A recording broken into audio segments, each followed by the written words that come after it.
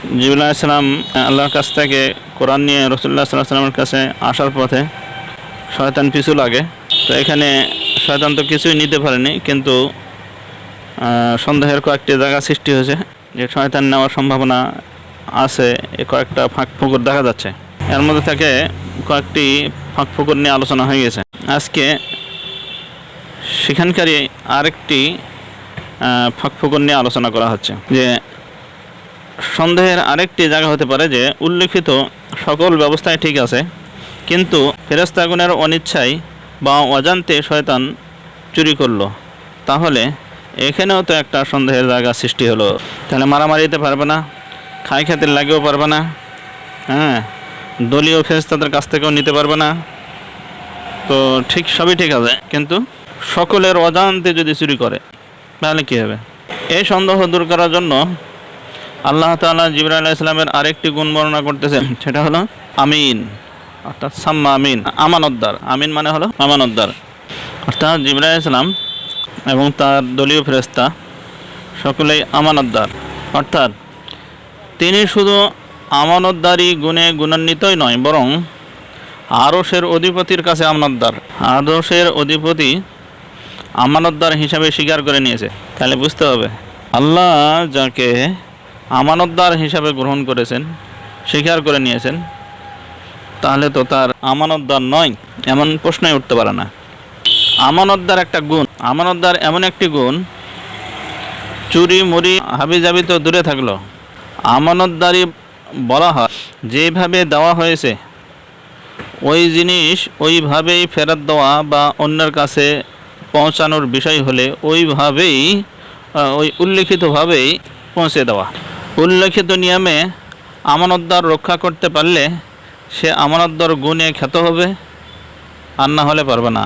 জিবরাইল আলাইহিস সালামকে আমানতদার বলা হয়েছে।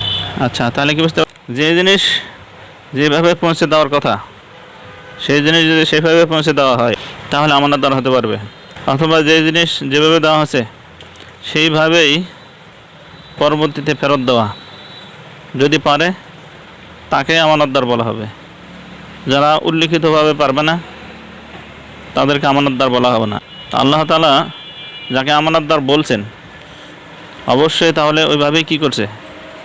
পৌঁছে দিয়েছে, এই জন্য আমানতদার বলেছেন। উল্লিখিতভাবে যদি পৌঁছে দিতে না পারতেন রাসূলুল্লাহ সাল্লাল্লাহু আলাইহি ওয়াসাল্লামের কাছে, তাহলে আল্লাহ তাআলা তাকে আমানতদার বলতেন না, বরং খেয়ানতকারী বলতেন। তাহলে আল্লাহ তাআলা জিবরাইল আলাইহিস সালামকে আমিন বলেছেন, সাম্মা আমিন। তার মানে আমানত রক্ষা করতে পারছে বলেই তো আমিন গুণে খ্যাত হতে পারছে। আর এই কারণে আল্লাহ তাআলা তার এই উপাধি রেখে দিয়েছেন যে তিনি হলেন আমানতদার। তাহলে এটা চিন্তা করা যাবে না যে শয়তান হয়তো চুরি করে নিছে, চুরি করে নিলে তো আমানতদারিতা রক্ষা হলো না। এই সন্দেহ দূর করার জন্য আল্লাহ তাআলা জিবরাইল আলাইহিস সালামের আমিন গুণটি উল্লেখ করেছেন। সে আবার কোন আমিন? কথা সাম্মা আমিন, আরশের অধিপতির কাছে তিনি আমিন। জিবরাইল আলাইহিস সালাম যদি উল্লেখিতভাবে আমানত রক্ষাকারী হতে না পারতেন তাহলে তিনি আরশের অধিপতির কাছে আমানতদার বা আমিন গুণে খ্যাত হতে পারতেন না। অতএব তার উপর সন্দেহ করার আর ফাঁক কোথায় থাকলো? আকাশ থেকে শুরু করে রাসূলুল্লাহ সাল্লাল্লাহু আলাইহি ওয়াসাল্লাম পর্যন্ত সন্দেহের কোনো দিক থেকে কোনো ফাঁক ফোকর নেই। তাই তো বোঝা গেল। এখন আর কোনো ফাঁক ফোকর আছে নাকি দেখি তো, যদি থাকে তো ইসলাম সেটার ফাঁক বন্ধ করার ব্যবস্থা করবেন। সবই হয়ে গেল যে আকাশ থেকে শুরু করে, এই দৃশ্যমান আকাশ থেকে শুরু করে আমাদের পর্যন্ত, রাসূলুল্লাহ সাল্লাল্লাহু আলাইহি ওয়াসাল্লাম পর্যন্ত এই জায়গাটাতে সন্দেহের কয়টা দিক আছে? যে কয়টায় দিক আছে সবগুলি আল্লাহ তাআলা কোরআনে উল্লেখ করেছেন। সন্দেহের এই কয়টা দিক আছে, এবং সেই সন্দেহে দূর করার জন্য আল্লাহ তাআলা কোনো ব্যবস্থা রাখছেন নাকি? হ্যাঁ, সেই ব্যবস্থাগুলি আল্লাহ তাআলা রেখে দিয়েছে।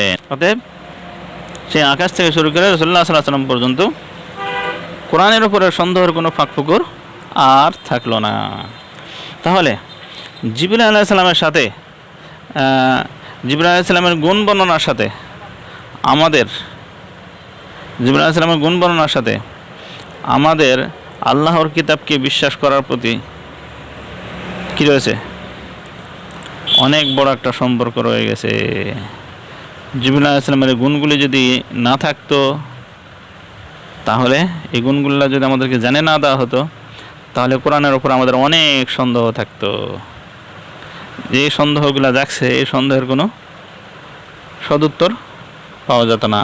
জিবরাইল আলাইহিস সালামের গুণগুলি জানার কারণে আমাদের এই সন্দেহগুলি দূর হয়ে গেছে।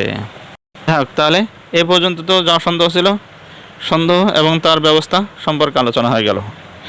এখন সন্দেহের জায়গা শেষ হয়ে গেছে, কিন্তু সন্দেহ কিন্তু শেষ হয়নি, সন্দেহ চলতে আছে। কি চলতে আছে?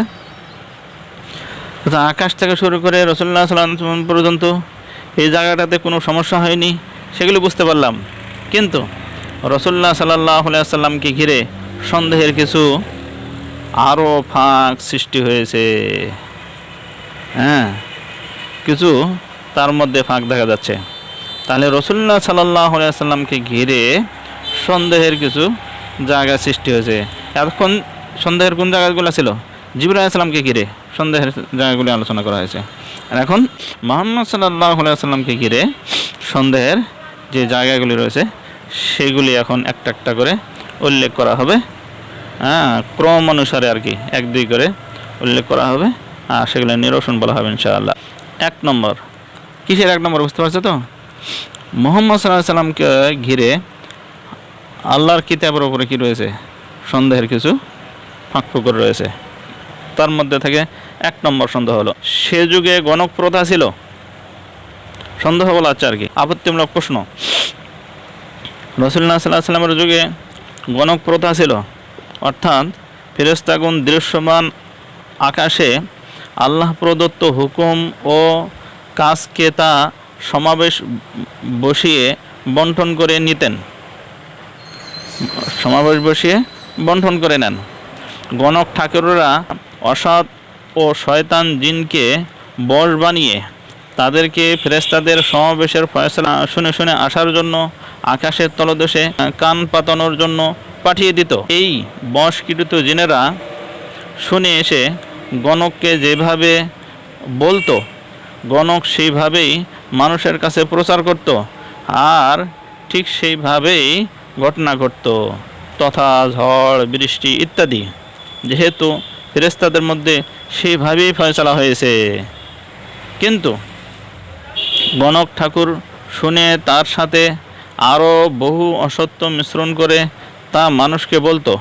তাই সবগুলি নয়, বরং সেসবের মধ্যে কিছু সত্য ও বাস্তবভাবে প্রকাশ পেত, অর্থাৎ তার মধ্যে কিছু বাস্তবতা থাকত। যেহেতু ঘটনা এমন, অতএব এখানে একটি সন্দেহের জায়গা সৃষ্টি হয়েছে যে এইসব কোরআন, জিবরাইল, রসুল কিছুই নয়, বরং মুহাম্মদ সাল্লাল্লাহু আলাইহি ওয়াসাল্লাম হলেন একজন গণক ঠাকুর। অতএব তার বশকৃত জিনেরা আকাশের তলদেশ থেকে শুনে শুনে এসে তাকে বলে, আর তিনি সেগুলিকে কোরআন, কিতাব, জিবরাইল, রসুল বলে চালিয়ে দেন। তাহলে রসুলের যুগে কী ছিল? রসুলের যুগের অনেক আগ থেকে কী ছিল? গণক প্রথা ছিল। তো সেই গণক প্রথা মানে গণক ঠাকুরের বশকৃত জিন থাকতো, আকাশের তলদেশ থেকে ফয়সালা শুনে আসছে বলতো। ফয়সালা বলতে মূলত মিকাঈল আলাইহিস সালাম কী করেন? এখনও পর্যন্ত আকাশে কী করেন? সমাবেশ বসান। আল্লাহ যে হুকুমগুলি করেন, এখানে বাতাস দাও, ওখানে ঝড় দাও, ওখানে বৃষ্টি দাও, ওখানে ইত্যাদি ইত্যাদি। তো কে কোথায় কী করবে? মিকাঈল আলাইহিস সালাম অনেক ফেরেশতা আছে তার অধীনে। মিকাঈল আলাইহিস সালাম কাজগুলি বন্টন করে দেয়। তোমরা আমেরিকা যায় কী করো? বৃষ্টি দাও। তোমরা অমুক যায় যায় ঝড় বৃষ্টি দাও, ইত্যাদি ইত্যাদি। তো এই যে ভাগ বন্টন করে দিচ্ছে, তো এই বশকৃত জিনেরা আকাশের তলে দেশে চলে যায়, যায় কী করে? কান পাতে ওগুলো শোনে, কি কে কোনটা ভাগ করে নিল, কোন দিক দিয়ে ঝড় হবে, কোন দিক দিয়ে বৃষ্টি হবে, কী হবে, এগুলো শুনে শুনে আসে। সে গণক ঠাকুরকে বলে। গণক ঠাকুর তখন মানুষের কাছে এগুলো বলে দেয়, এই আগামী 14 তারিখে বিকাল 3:30টার সময় আমেরিকার অমুক অমুক অমুক অমুক অঞ্চলে এত বেগে ঝড় হবে,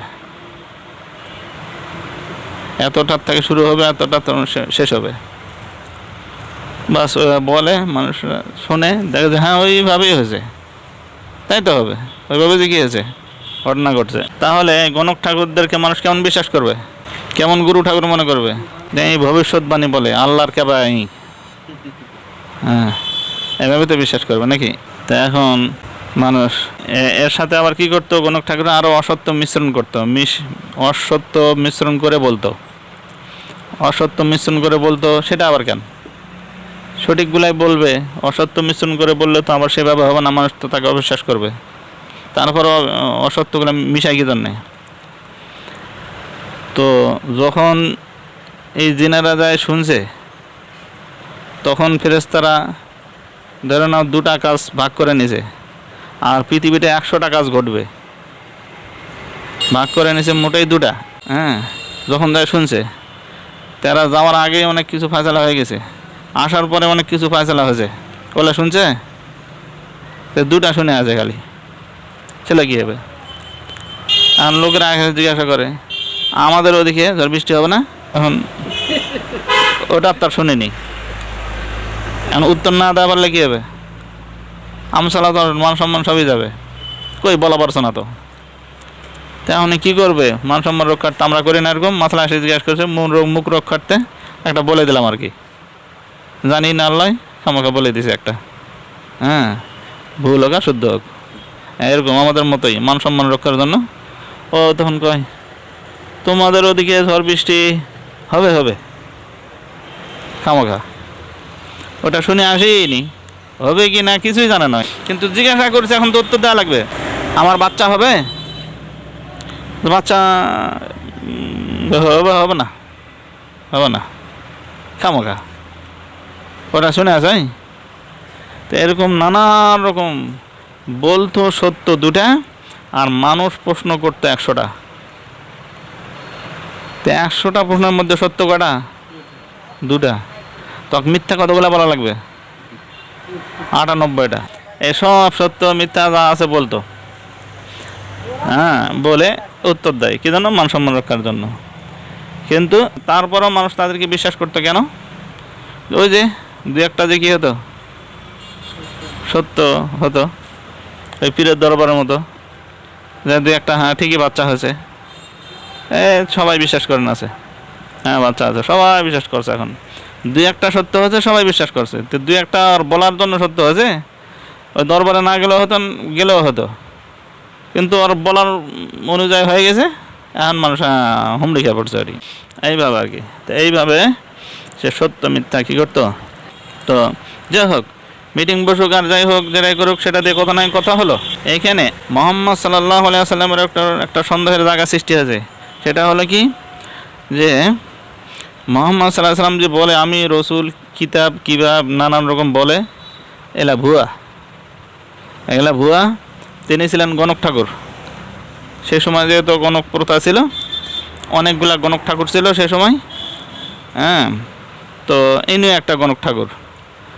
তো তার বশকৃত জিনিসদেরকে সে পাঠিয়ে দেয়, পাঠিয়ে দিয়ে ওগুলা শুনে শুনে আসে বলে, আর মুহাম্মদ সাল্লাল্লাহু আলাইহি ওয়াসাল্লাম সেগুলাকে যেগুলা শুনে শুনে বলে বশকৃত জিনিস কাছ থেকে, ওগুলাকে মুহাম্মদ সাল্লাল্লাহু আলাইহি ওয়াসাল্লাম কোরআন, কিতাব, জিবরাইল, রসুল বলে চালিয়ে দেয়।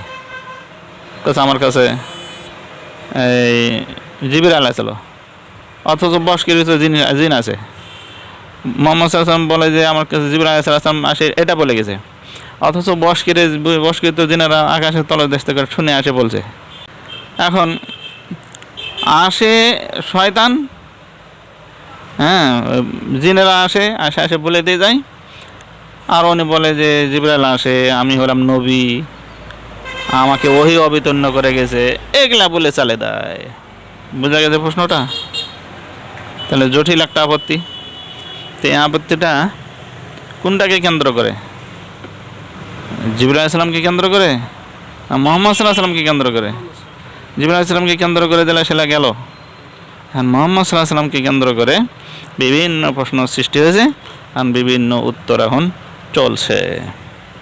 আচ্ছা আচ্ছা, এখন এটার উত্তর কি?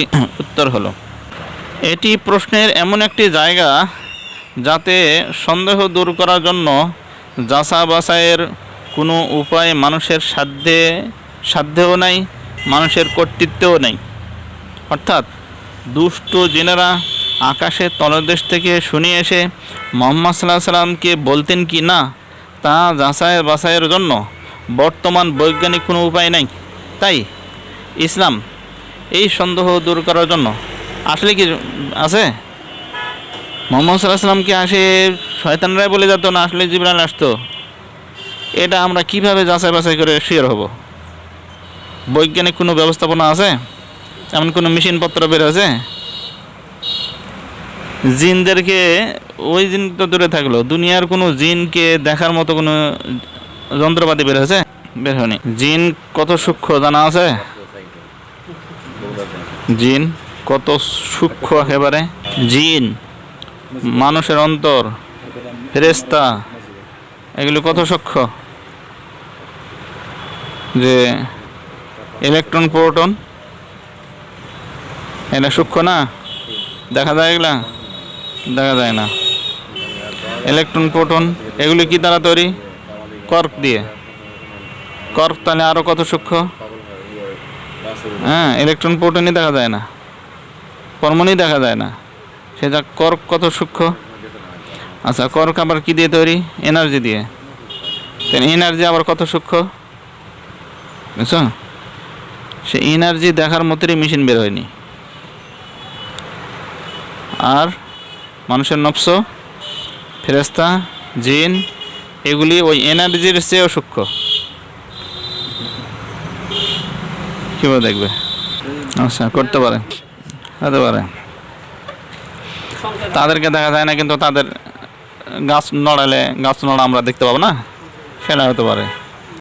সেই সময় এবং এই সময় যেটাই হোক না কেন, জিনেরা আসে বলে যাতে কি না এটা যাচাই বাছাইয়ের বৈজ্ঞানিক কোনো উপায় আজও নাই। আজও যদি না থাকে, খুব ভালো করে খেয়াল করতে হবে। এমন সন্দেহের এমন একটা জায়গা, এটা হতে পারে জিনেরা আসে বলে যেত। এই সন্দেহ কী দিয়ে দূর করা হবে? আজে বাজে বলে দিতে হবে না, দিলে তো হবে না, সাইন্টিফিকভাবে বলতে হবে।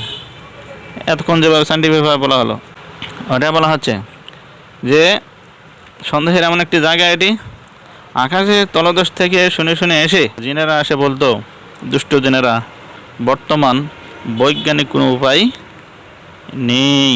তাই ইসলাম এই সন্দেহ দূর করার জন্য আকাশের তলদেশে গিয়ে শোনাটা কিয়ামত পর্যন্ত বন্ধ করে দিয়ে রেখেছেন। এবার কি হবে? এবং কিয়ামত পর্যন্ত গণক প্রথা বাতিল করে রেখেছেন। বুঝতে পারলে? গণক প্রথা নয়, রাশি, এগুলা হাত দেখে মানে ওই জিনের আসে বলে যায়, রাশি গণনার প্রথা না। আকাশের তলদেশে গিয়ে শোনাটা তো আল্লাহ তাআলা বন্ধ করে দিয়েছেন নাকি, এবং কিয়ামত পর্যন্ত বন্ধ করে রেখেছেন, এবং এই গণক প্রথা বাতিল করে রাখছেন আল্লাহ তাআলা নাকি। কখন সেটা বাতিল করে রাখছে? যখন জিনেরা উপরে উঠতো। হ্যাঁ, রাসূলুল্লাহ সাল্লাল্লাহু আলাইহি ওয়াসাল্লামের যুগে বন্ধ করে দিয়েছেন। রাসূলুল্লাহ সাল্লাল্লাহু আলাইহি ওয়াসাল্লামের যুগেই এটা বন্ধ করে দেওয়া হয়েছে। কিন্তু আমরা কোনোদিন খোঁজখবর নিয়েছি কেন বন্ধ করেছে আল্লাহ তাআলা? বন্ধ করছে তো করছে, কিয়ামত পর্যন্ত বন্ধ করে রাখছেন কেন? কোরআন রক্ষার জন্য। তার ফলস্বরূপ আজ মুসলমান বিধর্মী সকলে একমত হতে পেরেছে যে আকাশের তলদেশে এই ধরনের সোনার ঘটনা আর ঘটে না। অর্থাৎ এই ধরনের সোনাটাকে কেউ আর বিশ্বাস করে না, এবং এই ধরনের গণক প্রথা বর্তমান আর কেউ নেই, কেউ দাবি করে না।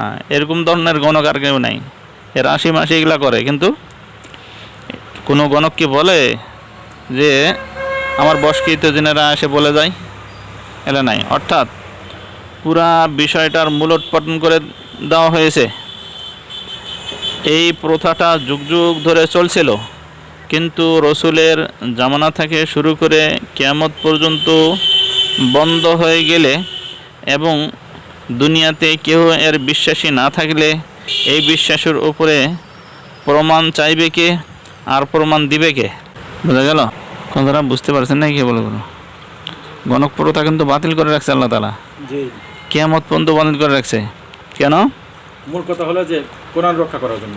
হ্যাঁ, মানুষ যেন মনে না করতে পারে যে জিনেরা আসে মুহাম্মদ সাল্লাল্লাহু আলাইহি সাল্লামকে বলে, আর এগুলাকে উনি বলে যে আমার উপর ওহী অবতীর্ণ হয়েছে, এরকম যেন সন্দেহ মানুষ করতে না পারে। এখন ঘটনা হলো, এই গণক প্রথা বাতিল হওয়ার ঘটনাটা কিভাবে প্রকাশ পেল? এটা তো অদৃশ্য বিষয়।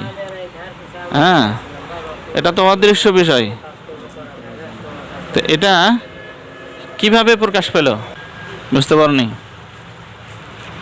এটা আমাকে জানা সম্ভব? কোনো বিজ্ঞানীর, আল্লাহ রসুলেরও? এটা কি হতো না হতো, কীভাবে বন্ধ হলো না হলো, এটা তো অদৃশ্য। এলা কীভাবে জানবে?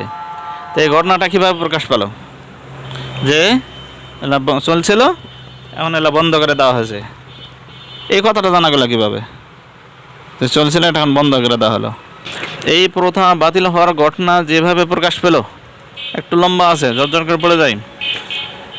রাসূলুল্লাহ সাল্লাল্লাহু আলাইহি ওয়াসাল্লাম একবার দ্বীনের দাওয়াত দেওয়ার জন্য মদিনা থেকে ৭২ কিলোমিটার পশ্চিমে তিমাহা নামক অঞ্চলে ওকাইস নামক বাজারের দিকে যেতে নাখলা নামক স্থানে, যা মক্কা এবং তায়েফের মধ্যে অবস্থিত, সেখানে তিনি সাথীদেরকে নিয়ে এশার নামাজের জামাত আদায় করছিলেন। এদিকে সেই বশকৃত জিনেরা আকাশের খবর চুরি করার জন্য সেখানে গেলে তাদেরকে ফেরেশতাগণ তারকা ও উল্কাপিণ্ডের চরম আঘাতে তাদেরকে সেখান থেকে তাড়িয়ে দেওয়ার ঘটনা চলছে।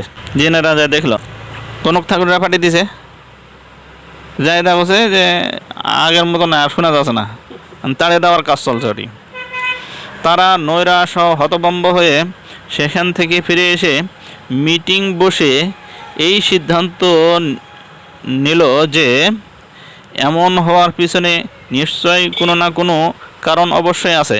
তখন তারা সিদ্ধান্ত নিল যে আমরা বিভিন্ন দলে বিভক্ত হয়ে পৃথিবীর আনাচে কানাচে অনুসন্ধান চালিয়ে এর রহস্য উদ্ঘাটন করবই।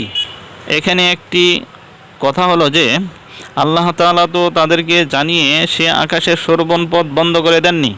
অতএব তারা এর রহস্য জানতে চাইলে তো অনুসন্ধান চালাতে হবেই। আর তাদের দৌড় তো পৃথিবীর ভিতরেই, পৃথিবীর বাহিরে যাওয়া তো তাদের পক্ষে সম্ভব নয়। সূরা রহমানের ৩৩ নম্বর আয়াতে আল্লাহ তাআলা বলেন, ইয়া মাশারাল জিন্নি ওয়াল ইনসি ইন ইসতাতাতুম আন তানফুযু মিন আকতারিস সামাওয়াতি ওয়াল আরদি ফানফুযু লা তানফুযুনা ইল্লা বিসুলতান। আয়াতের সরল হলো, হে জিন ও মানব সম্প্রদায়, আকাশমণ্ডলী ও পৃথিবীর সীমানা তোমরা যদি অতিক্রম করতে পারো, অতিক্রম করো, কিন্তু তোমরা তা পারবে না আল্লাহ অনুমতি ব্যতি রেখে। উল্লেখিত আলোচনা দ্বারা আমরা বুঝতে পারলাম যে বশকৃত জিন কেন কোনো জিনই আকাশ বা তার উপরে উঠতে পারবে না। অতএব এই প্রশ্ন করা যাবে না যে আকাশের তলদেশ থেকে রাসূলুল্লাহ সাল্লাল্লাহু আলাইহি সাল্লাম পর্যন্ত এই স্থানটি থেকে জিবরাইল আলাইহিস সালামের কাছ থেকে কোনো কিছুই নিতে পারেনি, কিন্তু আকাশ থেকে বা তার উপরে কোনো স্থান থেকে সে চুরি করে নিয়েছে। এই প্রশ্ন করা যাবে না, কারণ আকাশের উপর থেকে উঠতেই পারবে না। হ্যাঁ, যা হোক, এখন আসি তাদের অনুসন্ধানের বিষয়ে। তো তাদের পৃথিবীর বাহিরে অনুসন্ধান করার সাধ্য নেই, এবং যেহেতু পৃথিবীর পুরাটাই তাদের সাধ্যের ভিতরেই, সকল স্থানে চিরুনি অভিযানের মতো তল্লাশি শুরু করলো। তল্লাশি করতে করতে তাদের একটা দল সেই নাখলা নামক স্থানে আসার সময় রাসূলুল্লাহ সাল্লাল্লাহু আলাইহি ওয়াসাল্লামকে নামাজরত অবস্থায় পেয়ে গেল। রাসূলুল্লাহ সাল্লাল্লাহু আলাইহি ওয়াসাল্লাম নামাজের জামাতে সে সময় উচ্চ স্বরে কিরাত পাঠ করছিলেন। তখন কি ঘটল সেই ব্যাপারে আল্লাহ তাআলা সূরা আহকাবের ২৯, ৩০, ৩১ এবং ৩২ নম্বর আয়াতে বলেন। যেহেতু অনেকগুলো আয়াত, শুধু আয়াতের সরল অর্থগুলি বলি। জিনেরা কি করে? পৃথিবীর এক প্রান্ত থেকে আরেক প্রান্তে মুহূর্তের মধ্যে পৌঁছে যায়। তো এরকম যদি হয় ব্যাপারটা ওদের কাছে, আর তারা যদি দলে দলে বিভিন্ন দলে বিভক্ত করে দেয় আর অনুসন্ধান যদি চালায়, পৃথিবীর কোনো অনুপরমাণু কোনো জায়গা বাকি থাকবে ওরা অনুসন্ধান চালাতে পারবে না? মুহূর্তের মধ্যে অনুসন্ধান চালিয়ে এসে বলবে যে ঘটনা এই। তাহলে অবশ্যই আল্লাহ রসুল যে ওখানে নামাজ পড়তেছে, কোনো না কোনো একটা দল তাদেরকে তেনাকে পেয়ে যাবে নাকি? হ্যাঁ, সে মতে একটা দল রসুল্লাহ সাল্লাহ সাল্লামকে পেয়ে গেছে। পাওয়ার পরে কি হলো সেটা এখন আল্লাহ তাআলা বলতেছে। কি বলতেছে? স্মরণ করো, আমি তোমার প্রতি আকৃষ্ট করেছিলাম একদল জিনকে, যারা কোরআন পাঠ শুনেছিল। যখন তারা তার নিকট উপস্থিত হলো, তারা একে অপরকে বলতে লাগলো, চুপ করে শ্রবণ করো। যখন কোরআন পাঠ সমাপ্ত হলো, তখন তারা তাদের সম্প্রদায়ের নিকট ফিরে গেল সতর্ককারী রূপে। তারা বলেছিল, হে আমাদের সম্প্রদায়, আমরা এক কিতাব পাঠ শ্রবণ করেছি যা অবতীর্ণ হয়েছে মূসার পরে। এটা তার পূর্ববর্তী কিতাবকে সমর্থন করে এবং সত্য ও সরল পথের দিকে পরিচালিত করে। হে আমাদের সম্প্রদায়, আল্লাহর দিকে আহ্বানকারীর প্রতি সাড়া দাও এবং তার প্রতি বিশ্বাস স্থাপন করো। আল্লাহ তোমাদের পাপ ক্ষমা করবেন এবং যন্ত্রণাদায়ক শাস্তি হতে তোমাদেরকে রক্ষা করবেন। ক্ষমা করবেন। যদি কেহ আল্লাহর দিকে আহ্বানকারীর ডাকে সাড়া না দেয়, তাহলে সে পৃথিবীতে আল্লাহর অভিপ্রায় ব্যর্থ করতে পারবে না এবং আল্লাহ ছাড়া তাদের কোনো সাহায্যকারী থাকবে না। তারা তো সুস্পষ্ট বিভ্রান্তিতে রয়েছে। তাহলে কি বোঝা গেল? তারা শুধু কোরআন শ্রবণ করছে তা নয়, তারা সাথে সাথে মুসলমান হয়ে গেছে। মুসলমান হয়ে নিজেরা আবার দায়ী হয়ে তার সম্প্রদায়ের কাছে চলে যায়, ওরা আবার সম্প্রদায়কে দাওয়াত দিচ্ছে। অর্থাৎ রাসূলুল্লাহ সাল্লাল্লাহু আলাইহি ওয়াসাল্লামের নামাজের এই তেলাওয়াত শুনে তাদের বুঝতে বাকি নাই যে আকাশের তলদেশে তাদের শ্রবণের ঘটনাগুলি প্রহরীর মাধ্যমে বন্ধ করে দেওয়ার বিষয়ে পৃথিবীতে অন্য আর কোনো রহস্য নেই, আর কোনো কারণ থাকতে পারে না। শুধু মুহাম্মদ সাল্লাল্লাহু আলাইহি ওয়াসাল্লামের উপরে কোরআনের এই অবতরণটাই হলো একমাত্র কারণ। অর্থাৎ তারা বুঝে ফেলল যে গণকরা জিনকে বশ করে আকাশ থেকে ফেরেশতাদের মিটিংয়ের আলোচনা সংগ্রহ করে মানুষের কাছে ভবিষ্যৎবাণী হিসাবে ঘোষণা দেওয়ার যে প্রথা রয়েছে, আল্লাহ তাআলা তা চিরতরে বন্ধ করে দিয়েছেন, যাতে করে মানুষ এই সন্দেহ না করতে পারে যে কোরআন, কিতাব, রসুল, জিবরাইল এই সব কিছুই নয়, বরং মুহাম্মদ সাল্লাল্লাহু আলাইহি ওয়াসাল্লাম হলেন একজন গণক, আর তিনি জিনকে বশ করে আকাশ থেকে এইভাবে খবর সংগ্রহ করে মানুষের কাছে তা প্রচার করে বেড়ায়। তাই আল্লাহ তাআলা বিষয়টি পরিষ্কারভাবে কোরআনে ঘোষণা করেছেন এবং কসম করে করে বলেছেন। সূরা হাক্কাহ এর 38, 39, 42 এবং 43 নম্বর আয়াতে আল্লাহ তাআলা বলেন, ফালা উকসিমু বিমা তুবসিরুন ওয়া মা লা তুবসিরুন ওয়ালা বিকওলি কাহিন কলিলাম মা তাযাক্কারুন তানসিলুম মির রাব্বিল আলামিন। আয়াতের অর্থ হলো, আমি শপথ করছি উহার যা তোমরা দেখতে পাও এবং যা তোমরা দেখতে পাও না। ইহা গণকের কথা নয়, তোমরা অল্পই অনুধাবন করো। ইহা জগৎসমূহের রবের নিকট হতে অবতীর্ণ। অতএব কিভাবে এইসব গণকের কথা হতে পারে যদি আল্লাহ তাআলা কোরআনের উপর থেকে সন্দেহ দূর করার জন্য গণক প্রথা বাতিল করে দেন? আর কিভাবেই বা দুষ্ট জেনেরা আকাশের ঘাটিগুলিতে যেতে পারবে যদি আল্লাহ তাআলা তাদেরকে শ্রবণ করা থেকে দূরে রাখার ব্যবস্থা করেন? এই ব্যাপারে আল্লাহ তাআলা সূরাতুশ শূরা এর 12 নম্বর আয়াতে বলেন, ইন্নাহুম আনিস সামিয়িনা মাযুলুন। আয়াতের অর্থ হলো যে তাদেরকে তো শ্রবণের জায়গা থেকে দূরে রাখা হয়েছে, তারা আর শুনতে পায় না। সেখানে যায় আকাশের তলদেশ সংরক্ষণের জন্য কত মজবুত ও কত কঠোর গার্ডের ব্যবস্থা করে রেখেছেন, সেটিও তিনি কোরআনে স্পষ্ট করে জানিয়ে দিয়েছেন এবং অনেকগুলি কসম খেয়ে খেয়ে বলেছেন। সূরা সাফফাতের 1 থেকে 10 পর্যন্ত আয়াতে বলা হচ্ছে। আয়াতের সরল অর্থ হলো, শপথ তাদের যারা সারিবদ্ধভাবে দণ্ডায়মান, এবং কঠোর পরিচালক, এবং যারা জিকির আবৃত্তিতে মশগুল।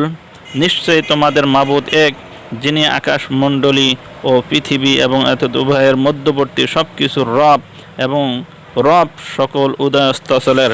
আমি নিকটবর্তী আকাশকে নক্ষত্ররাজির সুষমা দ্বারা সুশোভিত করেছি এবং রক্ষা করেছি প্রত্যেক বিদ্রোহী শয়তান হতে, ফলে তারা ঊর্ধ্ব জগতের কিছুই শ্রবণ করতে পারে না এবং তাদের প্রতি উল্কা নিক্ষিপ্ত হয় সকল দিক হতে বিতরণের জন্য, এবং তাদের জন্য রয়েছে অবিরাম শাস্তি। তবে কেহ হঠাৎ কিছু শুনে ফেললে জ্বলন্ত অগ্নিপিণ্ড তার পশ্চাৎধাবন করে। এই বিষয়ে সূরা হিজরের 16 থেকে 18 পর্যন্ত আয়াতগুলিতেও বর্ণনা করা হয়েছে। আল্লাহ তাআলা তারকা সৃষ্টির দুটি উদ্দেশ্য বর্ণনা করেছেন। একটি উদ্দেশ্য তার সৃষ্টি লগ্ন থেকেই বাস্তবায়ন করার জন্য, আরেকটি উদ্দেশ্য আল্লাহ তাআলা রাসূলুল্লাহ সাল্লাল্লাহু আলাইহি ওয়াসাল্লামের নবুয়তের সময়কালে বাস্তবায়ন করার জন্য, তেনার নবুয়তিকে প্রশ্নতীত করার উদ্দেশ্যে। এই বিষয়ে আল্লাহ তাআলা সূরা মুলকের 5 নম্বর আয়াতে বলেছেন, ওয়ালাকাদ যায়্যানা আস-সামা আদ-দুনিয়া বিমাসাবিহা ওয়া জাআলনাহা রুজুমান লিশ-শায়াতিন ওয়া আ'তাদনা লাহুম আযাবাস সাইর। আমি নিকটবর্তী আকাশকে সুশোভিত করেছি প্রদীপমালা দ্বারা এবং ওগুলিকে করেছি শয়তানের প্রতি নিক্ষেপের উপকরণ, এবং তাদের জন্য প্রস্তুত করে রেখেছি অগ্নি শাস্তি। উল্লিখিত আলোচনায় একটি প্রশ্ন জাগবে যে রাসূলুল্লাহ সাল্লাল্লাহু আলাইহি ওয়াসাল্লামের নামাজের তেলাওয়াতের সময় তো তিনি জিনদেরকে দেখেননি, রাসূলুল্লাহ সাল্লাম জিনদেরকে দেখেননি ওই সময়। অতএব তাদের শোনার ঘটনাটি কিভাবে জানা গেল? জিনেরা আসে যে শুনছে, এই ঘটনাটা কীভাবে জানা গেল? আল্লাহ রসুল তো শোনেননি, এবং তিনিও কিভাবে বা জানতে পারলেন? আল্লাহ রসুলই কীভাবে জানছে জিন আসে আমার তেলাওয়াত শুনছে, আর এবার মুসলমান হয়ে যায়, দাওয়াত দিছে, এগুলা কীভাবে শুনলেন? এটা একটা প্রশ্ন। উত্তর, এই উত্তরটি আল্লাহ তাআলা নিজেই দিয়েছেন, এবং তাদের এই শোনা থেকে শুরু করে এই বিষয়ে তাদের মধ্যে কি কি হলো সবই তিনি সূরা জিনের শুরু থেকে শেষ পর্যন্ত পরিষ্কারভাবে উল্লেখ করেছেন। অর্থাৎ তিনি বলেছেন, কুল উহিয়া ইলাইয়া আন্নাহু ইসতামা'a নাফারুম মিনাল জিন্নি ফাকালু ইন্না সামি'না কুরআনান আজাবা আল আখির। আয়াতের অর্থ হলো, বলো আমার প্রতি ওহী প্রেরিত হয়েছে যে জিনদের 8-9 জনের একটি দল মনোযোগ সহকারে শ্রবণ করেছে এবং বলেছে, আমরা তো এক বিস্ময়কর কোরআন শ্রবণ করেছি। অর্থাৎ ওহির মাধ্যমে তেনার উপরে সূরা জিন অবতীর্ণ হয়েছে, এবং ওই জিন সূরার মাধ্যমেই তিনি তাদের বিস্তারিত বিষয়টি জানতে পেরেছেন। আমরাও সূরা জিন পাঠ করলে আমরাও তাদের সেই বিষয়টি জানতে পারবো। তাহলে বুঝতে পারলে তো আল্লাহ তাআলা কীভাবে ব্যবস্থা করে রাখছে। আল্লাহ রসুল গণক ঠাকুর বলবে, মানুষ যেন আল্লাহ রসুলকে গণক ঠাকুর না বলতে পারে, এই জন্য যাবতীয় ব্যবস্থা করে রেখেছেন। আলোচনা এখন এটা শেষ হয়নি, আরও সামনে রয়েছে। আচ্ছা, যাই হোক।